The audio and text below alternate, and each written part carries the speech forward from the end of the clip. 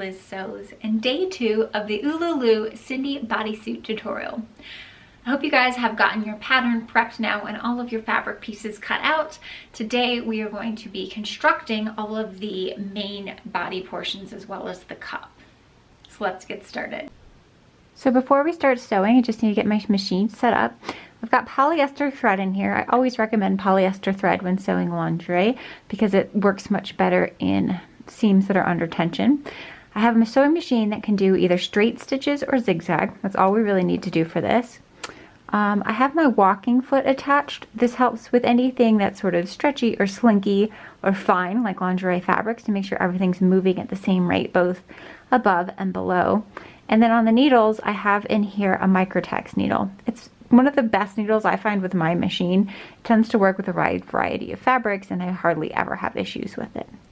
So now the machine's set up, we can get started sewing. I always like to start with my cut pieces first.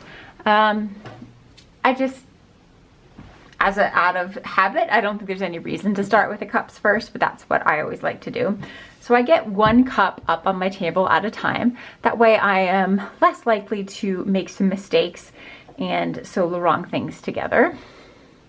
So I'm gonna get my 2 fashion fabrics of the lower cut pieces and my 2 lining fabrics. So I place a pin in my center front cut piece just so I can keep track of which one's the center front, because these 2 triangles are very, very similar. And I'm gonna stack that fashion fabric with the lining fabric on top of each other, like so. Then I'm gonna take my second fashion fabric and put it right sides together with my first cut piece and pin it into place along this curve. Then I can flip this over and attach my lining piece to my lining piece on the back.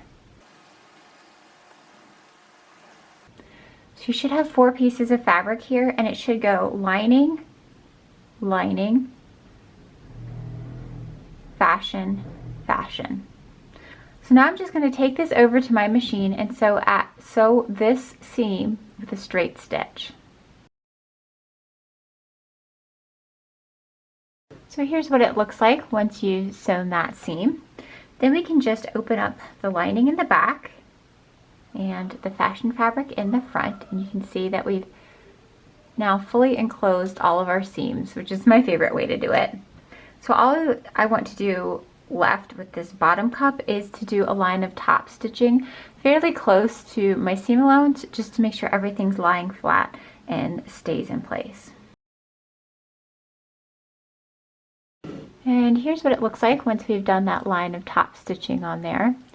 You can see now why it's useful to have this little pin indicating what's your center front, because now I know which way to orient this piece, right? It could be, you could very easily get this turned upside down or inside out or something like that.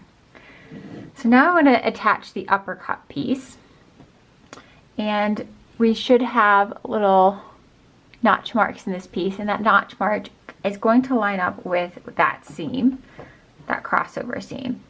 So I'm just going to put right sides together, the velvet right sides together, and pin that on, and then I'll flip it around and put the lining on the back side, pin it.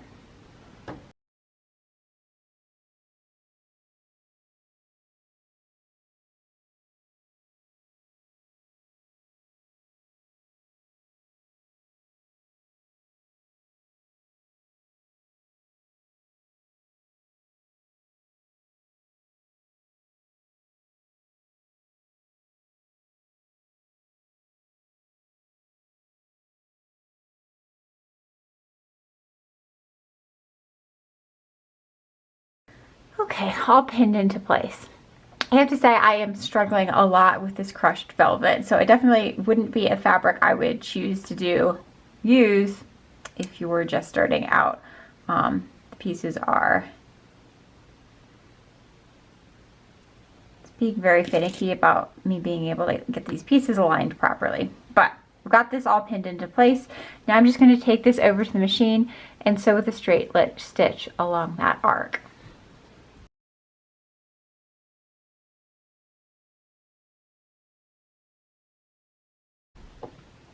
Here's what it looks like once you've gotten that sewn together on that arc. So then we're just going to flip both sides out, and just like we did for the lower cup, I'm going to top stitch that in place.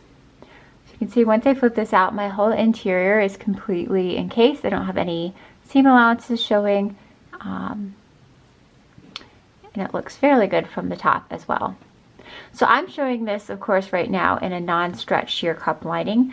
If you want to line this bra and still maintain that like stretchy, comfortable feeling, you could always line it with something that's stretchy, like a power net or power mesh or something like that. And you'd still have that stretchy, comfortable cup and the ability to enclose your seam allowances like this. So I'm just going to take this back over to the machine and top stitch that piece down rather close to my original seam line.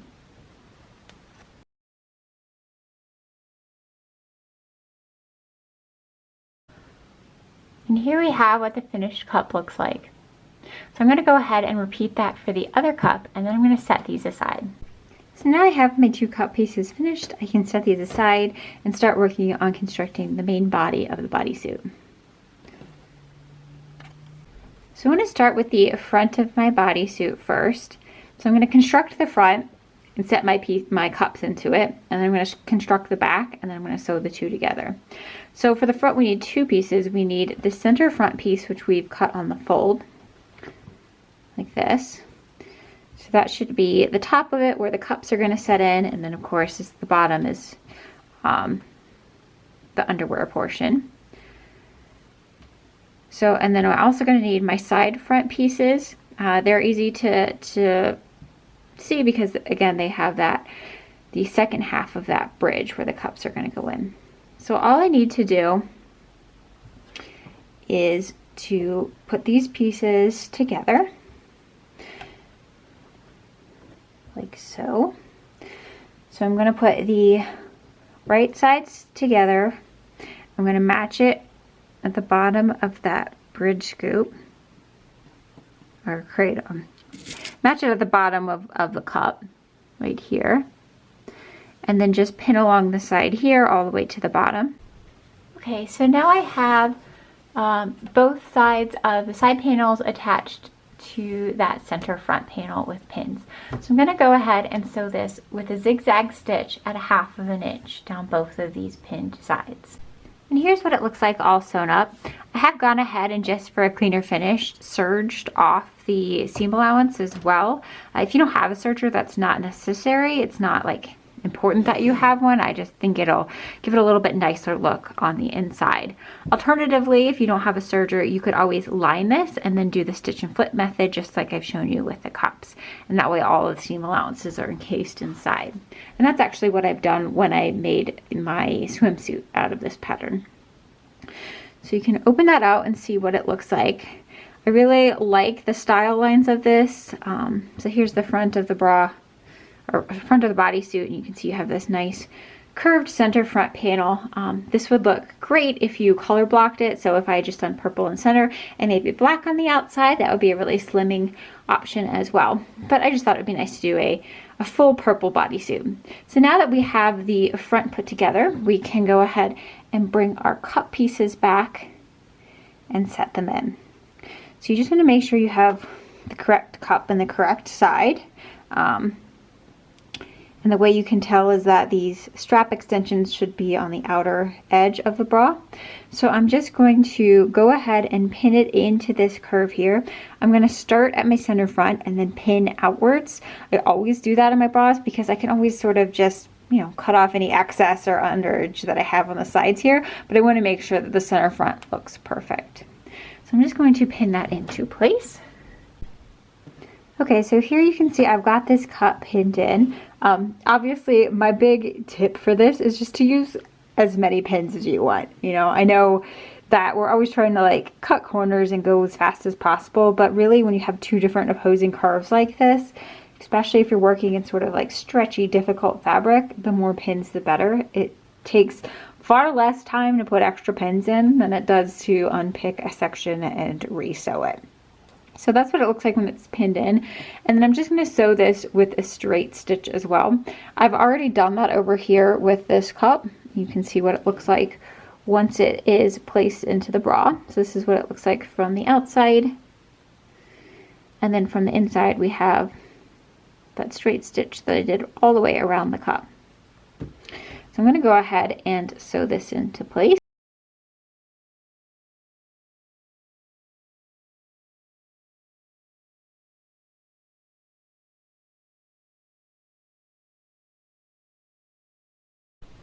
So now that we have both cups put into place, it's really starting to look exciting. So now I'm going to go ahead and flip this to the inside, and I'm going to put in my underwire casing. So this is actually like a tube of material. It's quite strong. And down the road, once we get our underwires in, the underwire is going to live inside of this tube. So what I'm going to do is I'm going to sew this. I'm just going to tack it into the seam allowance of where we just sewed the cup in. So I don't want to sew anything to the outside. I want to keep this just to the inside, so on the seam allowance only. And I'm going to sew with a straight stitch as close as I can to this edge. And I'm going to go all the way around the cup. I'm probably going to stop sewing about here where that upper cup piece meets, but I want to make sure I still have channeling that extends all the way to the top. I just don't want to sew in the channeling this last inch or so. So I've got this into my machine. I'm going to move my needle over a couple of ticks just so that I can get it closer to this edge, and I'm going to sew this in with a straight stitch.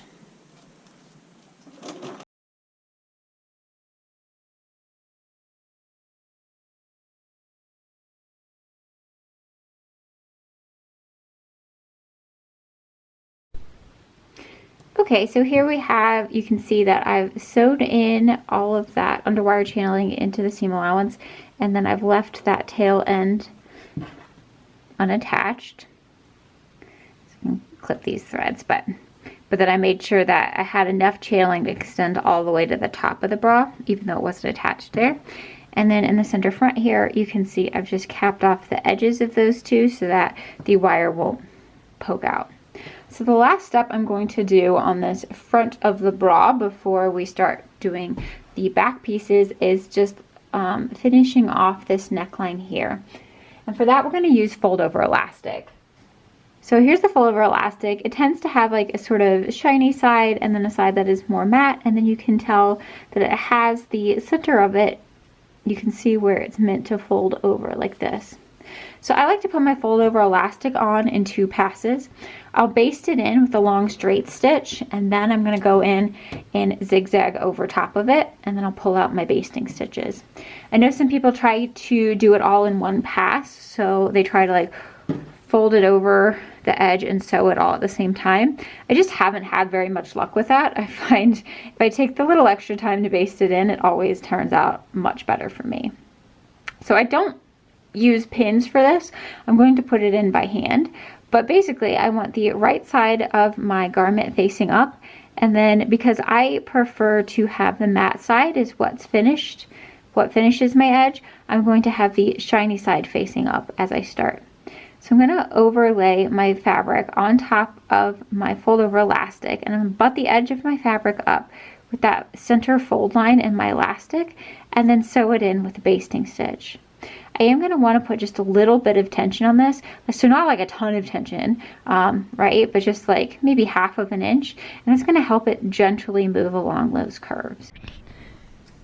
So I've got this in the machine. I just keep the roll of fold over elastic just sitting in my lap.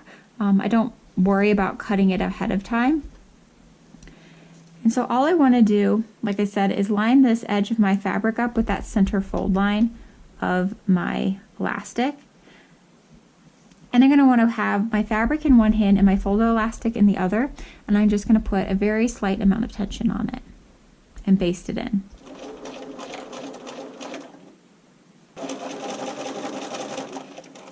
When I get to this very center front piece of my neckline, I do want to make sure that underneath this fabric I have my 2 underwire channelings pointing into each other. So I don't want them sitting in the cup area here, I want them in that center front bridge.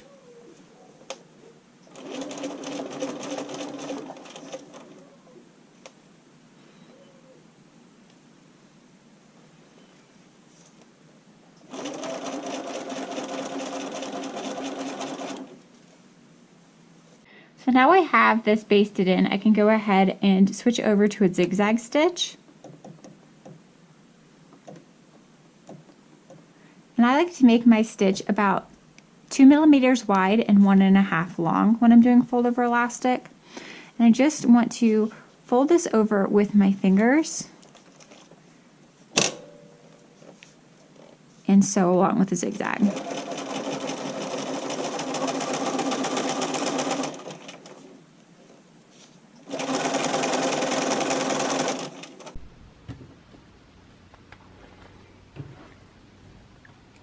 Okay, so now I have this neckline finished here. Of course, I've left the purple thread into my machine so you can see it. It's a contrast thread, but if I switched over to black, that would have a really nice, clean, finished neckline as well. So that is all I want to do right now with the front of the pattern.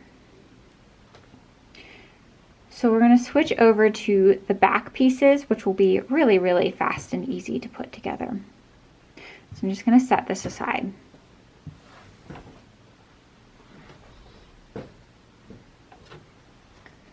So for the back, we should have 3 pieces left over. We have the center back piece, which we cut on the fold.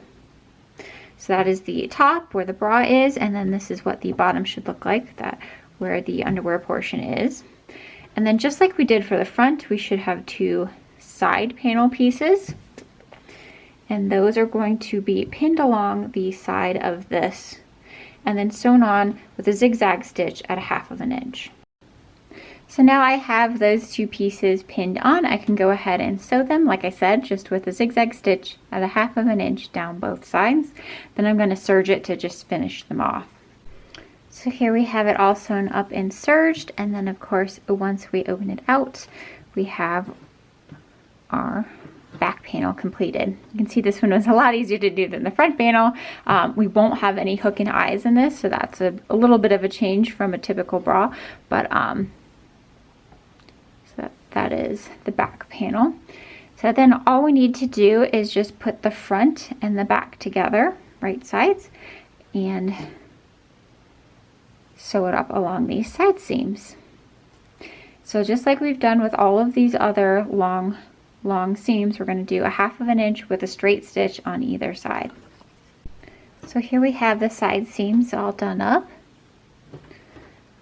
It's really starting to come together now, starting to look like a bodysuit. So the last thing that we want to do today is finish attaching the bottom of this together. So you can see here, I still have my bodysuit inside out, and I've attached the 2 pieces together, the front to the back, along that crotch seam. Now I'm going to flip it over to the back side, right? So this is the bum. And I'm going to take my cotton gusset piece. So this is the one that's going to really be sitting against my body. And I'm going to pin it on the back side. And then I'm going to sew this on with a zigzag stitch at 1/2 inch. So here we have this sewn on. You can see cotton on the back side, and this is what it looks like from the front side, even though it's inside out. So we're going to take that cotton and flip it back around to the front. So from the inside of the garment, that's what it's going to look like. It's essentially a stitch and flip method. And this is going to be free floating in the front of the garment. So I'm just going to go ahead and baste this in with long straight stitches. I find we're going to finish these leg holes with fold over elastic tomorrow. But I just find that it's really hard to get these 2 pieces not moving and shifting around, so I just baste in the sides of my gusset piece to make it a lot easier to put in my fold-in elastic later. So here you can see I've just basted that in with really long straight stitches. That way it stays exactly where I need it to when I go to put in my elastic later. So now we can flip this guy right side out. You can really start to see how the things are coming together. This concludes day 2 of the Ululu Cindy bodysuit tutorial. See you next time.